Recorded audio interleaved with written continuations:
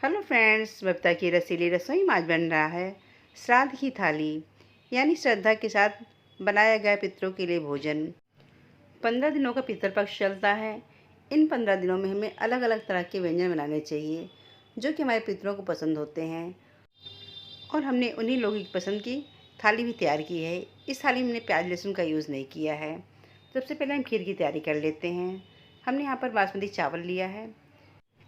इस चावल की खीर बहुत ही अच्छी बनकर के तैयार होती है। तो हम एक कटोरी करीब चावल ले लेते हैं और उसमें पानी डालकर इसे अच्छे से रगड़ कर साफ़ कर लेंगे, ताकि जितनी भी डस्ट वगैरह हो अच्छे से साफ़ हो जाए। इसी प्रोसेस को हम 2 से 3 बार करेंगे जब तक कि चावल अच्छे से साफ़ ना हो जाए। तो चावल अच्छे से साफ़ हो चुका है और इसमें पानी डालकर इसे ढककर साइड में रख देते हैं, ताकि चावल अच्छे से फूल जाए और खीर भी बिल्कुल रबड़ी दरमले बन करके तैयार हो। और हम तैयारी कर लेते हैं सब्जी की। हम यहाँ पर सूखी सब्जी बनाने वाले हैं जिसे हमने कद्दू से तैयार किया है। तो हमने यहाँ पर कद्दू का 2 पार्ट करवा लिया है, क्योंकि हम लोग क्या लेडीज़ लोग कद्दू को नहीं काटती हैं। अब इसके हम पतले पतले लंबे पीस काट कर तैयार कर लेते हैं। और कद्दू काफ़ी मुलायम है, इसलिए हमने यहाँ पर छीलने की ज़रूरत भी नहीं समझी है। और इसके बीज को निकाल लेते हैं, क्योंकि बीज वाला भाग थोड़ा कड़ा दिख रहा है और छिलके भी काफ़ी मुलायम है। तो सारे कद्दू हमने काट कर तैयार कर लिए हैं और बीज वाले भाग को अलग कर दिया है। अब इसे हम बिना छीले ही काट लेंगे, क्योंकि छिलके काफ़ी मुलायम हैं। पितृपक्ष में जो पितरों के लिए भोजन बनाया जाता है उसमें प्याज लहसुन का यूज़ नहीं होता है, इसलिए हमने यहाँ पर कद्दू की सब्ज़ी को बनाने में प्याज लहसुन का यूज़ बिल्कुल भी नहीं किया है। तो सारे कद्दू हमारे कट चुके हैं। अब इसमें डालने के लिए हम मसालों की तैयारी कर लेते हैं। तो हमने यहाँ पर इस सब्ज़ी को तैयार करने के लिए सिर्फ अदरक और हरी मिर्च का यूज़ किया है। 1 इंच अदरक का टुकड़ा लिया है और 5 से 6 हरी मिर्च ली है। अदरक और हरी मिर्च को हम बारीक बारीक काट कर तैयार कर लेते हैं। इस सब्ज़ी में हम प्याज लहसुन का यूज़ बिल्कुल भी नहीं करने वाले हैं। तो अदरक हमारे बारीक कट चुके हैं और मिर्च को भी काट लेते हैं। आप चाहे तो दोनों चीज़ों को खलबट्टे में डालकर हल्का सा कूट कर भी तैयार कर सकते हैं। तो मिर्च और अदरक हमारे कट चुके हैं। अब चलते हैं हम गैस की तरफ। तो हमने यहाँ पर कढ़ाई लिया है। कढ़ाई में हम सरसों का तेल डाल देंगे। कद्दू की सब्ज़ी सरसों के तेल में बहुत ही अच्छी लगती है। तो हमने यहाँ पर 3 से 4 चम्मच सरसों का तेल डाला है और तेल गर्म होते इसमें कटा हुआ अदरक और हरी मिर्च को डाल देते हैं और दोनों चीज़ों को अच्छे से भून लेंगे, ताकि अदरक और हरी मिर्च अच्छे से भुन जाएँ। तो अदरक हरी मिर्च हल्के से भुन चुके हैं। अब इसमें हम पचफोरन और हींग डाल देते हैं। पचफोरन में हमने सौंफ, धनिया, मंगरेल और मेथी के दाने लिए हैं। इसी चीज़ से बहुत ही अच्छी सब्ज़ी हमारी बनकर के तैयार होगी। तो सारी चीज़ें अच्छे से भुन चुकी हैं। अब उसमें आधा चम्मच हल्दी पाउडर डालकर इसे भी हल्का सा भून लेते हैं, ताकि हल्दी का कच्चापन ख़त्म हो जाए। अब उसमें कटे हुए कद्दू को डालकर इसे मिक्स कर लेते हैं, यानी इसे हम 1 मिनट तक अच्छे से भून लेंगे, ताकि कद्दू भी मसालों के साथ अच्छे से भुन जाए। अब इसे हम ढककर 7 से 8 मिनट के लिए धीमी आंच पर पका लेंगे। जब तक सब्ज़ी पक रही है तब तक हम दूसरी तरफ खीर की तैयारी कर लेते हैं। तो खीर बनाने के लिए हमने यहाँ पर कढ़ाई का यूज़ किया है। कढ़ाई में हम 1 लीटर दूध डाल देंगे। आप यहाँ पर कोई भी दूध ले सकते हैं, चाहे कच्चा दूध चाहे उबला दूध। हमने यहाँ पर फुल फैट उबला दूध लिया है। तो इसे मिक्स करते हुए हम गर्म होने के लिए छोड़ देते हैं, ताकि दूध में बढ़िया सा उबाल आ जाए। तो चावल को भीगे हुए 15 से 20 मिनट हो गए हैं। 15 से 20 मिनट में चावल अच्छे से फूल चुके हैं। आप यहाँ पर इस चावल के बजाय टूटे हुए चावल का भी यूज़ कर सकते हैं, उससे भी खीर बहुत अच्छी बनकर के तैयार होती है। तो बिल्कुल रबड़ी जैसी मलाई वाली खीर बनाने के लिए हमने यहाँ पर इस ग्राइंडिंग जार का यूज़ किया है। इसमें हम चावल को डाल देंगे और हल्का सा दरदरा पीस लेंगे। इस तरह पीस कर बनाने पर चावल की खीर बहुत ही अच्छी बनकर के तैयार हुई होती है और बनाने में समय भी बहुत कम लगता है। तो चावल को हमने हल्का सा दरदरा पीस कर तैयार कर लिया है। अब इस चावल को हम दूध में डाल देंगे और देखिए दूध में भी उबाल अच्छे से आ चुका है। वैसे ही खीर बनाने का बहुत ही ईजी तरीका है। इस तरीके से खीर बहुत ही जल्दी बनकर के तैयार होती है और टेस्टी भी बनती है। और इसे मिक्स कर लेते हैं और उबाल आने तक इसे चलाते रहेंगे, जब तक इसमें बढ़िया सा उबाल ना आ जाए। अगर इसे हम नहीं चलाएंगे तो ये तली में चिपकनी शुरू हो जाएंगी, इसलिए बराबर चलाते रहना बहुत ज़रूरी है। तो दूध में हल्का सा उबाल आना शुरू हो गया है। अब इसे कवर कर देते हैं और इसे धीमी आंच पर पका लेते हैं। और दूसरी तरफ हम सब्ज़ी को भी देख लेते हैं। सब्ज़ी को पकते भी 7 से 8 मिनट हो गए हैं और इसे भी एक बार मिक्स कर लेते हैं। तो सब्ज़ी हल्की सॉफ्ट हो गई है और इसकी क्वांटिटी भी कम हो गई है। अब इसमें डाल देते हैं हम टेस्ट अकॉर्डिंग सफ़ेद नमक। नमक की यूज़ हमने बाद में किया है, क्योंकि पहले सब्ज़ी क्वांटिटी ज़्यादा होने से नमक तेज़ होने का डर रहता है। तो सब्ज़ी हल्की सॉफ्ट हो गई है और इसका सारा पानी भी सूख चुका है। अब इसे चेक कर लेते हैं।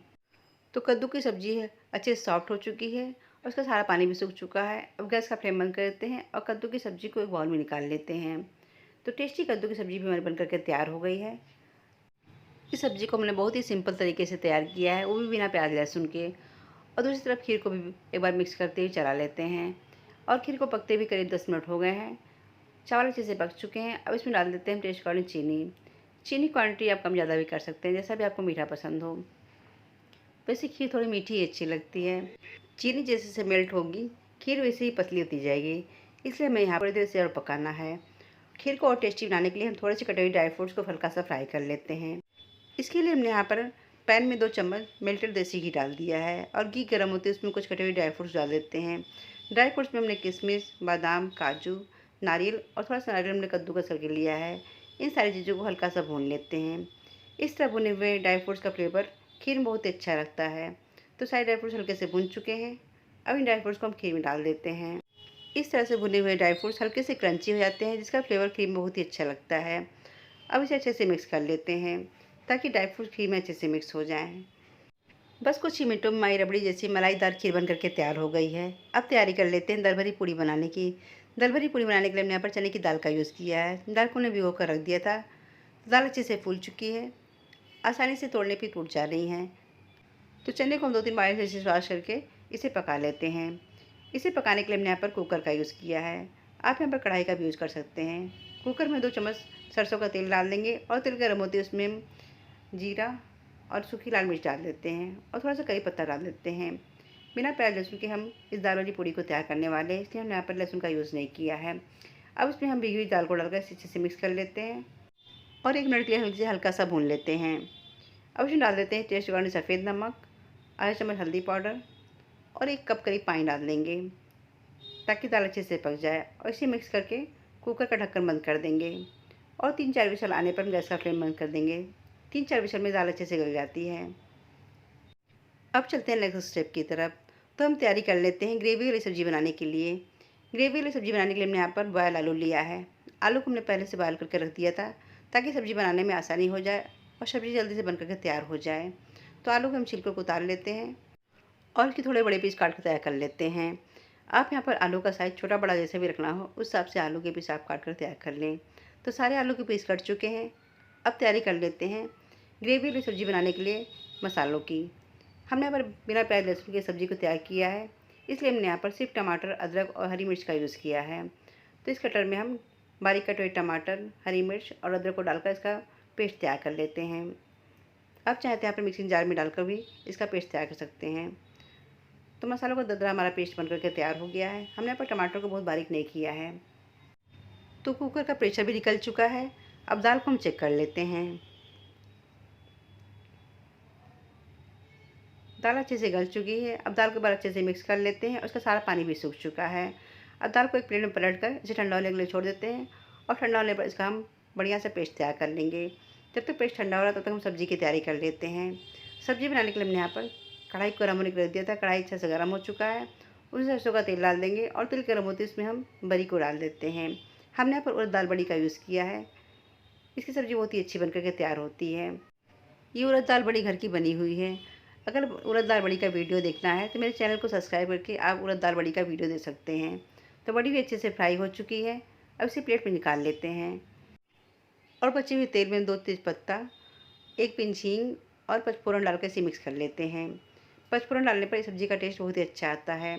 तो सारी चीज़ अच्छे से भून चुकी हैं। उसमें आधा चम्मच हल्दी पाउडर, टेस्ट अकॉर्डिंग सफ़ेद नमक, आधा चम्मच धनिया पाउडर, आधा चम्मच लाल मिर्च पाउडर और तुरंत इसमें हम बारीक कटा हुआ टमाटर वाला पेस्ट डाल देते हैं और इसे अच्छे से भून लेंगे। बस इन्हीं मसालों से हमने इस सब्ज़ी को तैयार किया है।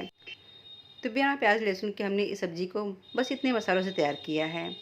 तो मसालों को अच्छे से भून लेते हैं और इसे ढककर हम छोड़ देते हैं ताकि मसाले अच्छे से पक जाएं और टमाटर भी हल्के सॉफ्ट हो जाएं।